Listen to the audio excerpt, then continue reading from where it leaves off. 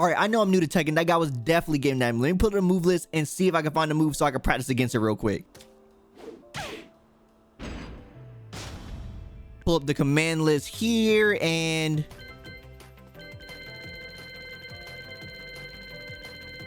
Why is there so many moves? Over 100 moves? And I have to learn this for how many characters? Yeah, I'm done. I'm out. I'm out. That's it. I'm done.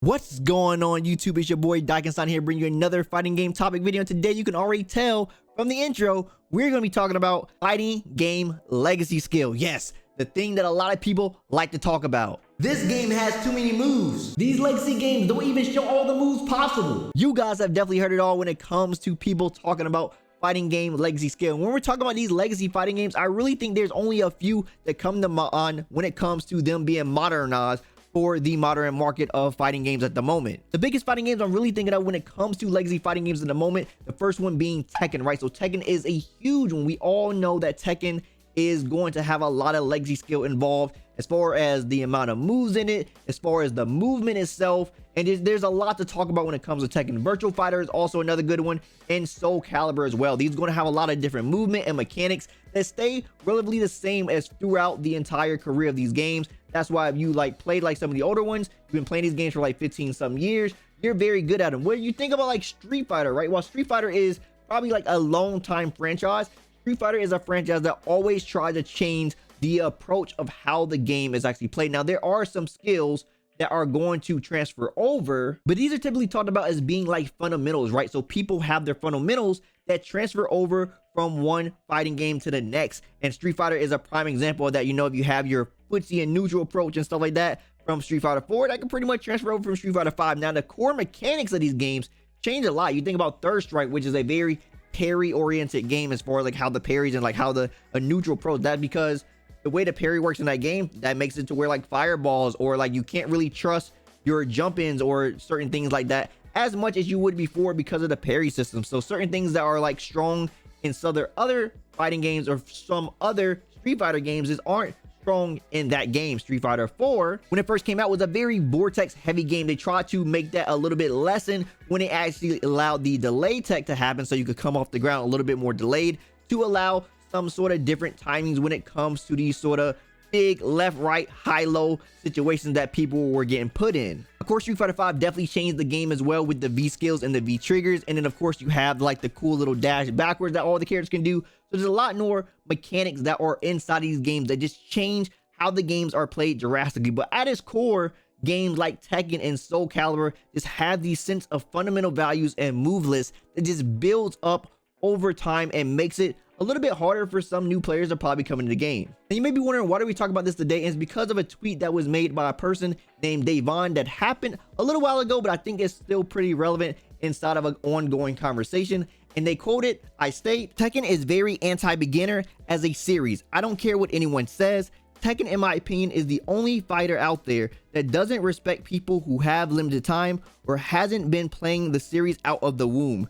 The series need new changes if they want new blood. So what would make a person say that a fighting game isn't beginner friendly? Well, first off, it must have some really hardcore execution as far as things that's going on. But we take a look at Tekken as the prime example here, as far as when it comes to a game having a high legacy skill ceiling, then we definitely have a lot to unpack here. Tekken at its core is a very heavy movement important game, and a lot of the pro players will tell you to focus on your movement, and that is what separates good players from the great players, what separates bad players from the good players, right? The moment a person discovers and understands the basics of movement and how to utilize it properly, this definitely separates a players in a completely different branch from the others. Movement is that important to Tekken. The practice and execution of the movement is definitely something that could be difficult for beginners. And because this is something that isn't typically the thing that is the most legacy skill of other fighting games, this could definitely be something that is going to hinder them from learning this game right off the bat, right? Because you are a strong player in X game doesn't mean you're going to be a strong player in this game, right? While you could be a pretty good Street Fighter player and think you have pretty good fundamentals,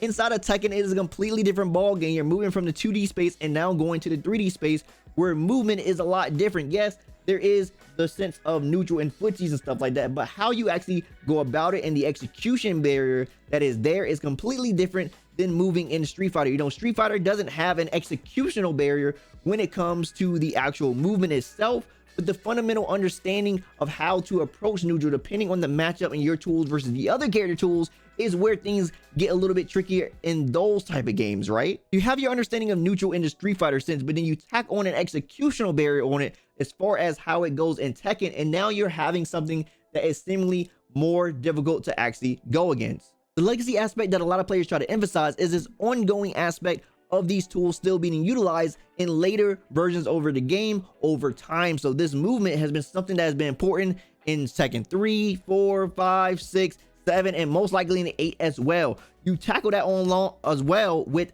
the move list of the game becoming expanded over time, right? So while these characters had a decent amount of moves in previous iterations, the move lists are now expanding, and now we have even bigger move lists than previous versions of the game. One of the biggest things I definitely say for Tekken that goes in the line with it being this big legacy game is the fact that there are a lot of moves inside the game that just aren't held to you, right? So there's a lot of moves inside the game, or a lot of strategy you'll see that just sometimes are hidden from the move list, and these could be sort of things that you probably just won't use, or probably some people won't use. Like pro players, they're probably not like the best strategy, but there are things in there that you won't know. This game is a big knowledge check game. There's a lot of things you need to know on the surface to beat your opponent, and while there are things where people say like, yeah, well, you only need to know how to punish these like 10 to 15 moves because these are the most used, there are things, especially at the lower levels, where there are going to be a lot of things what we'll consider gimmicks, a lot of moves that will catch you off guard that you're not familiar with,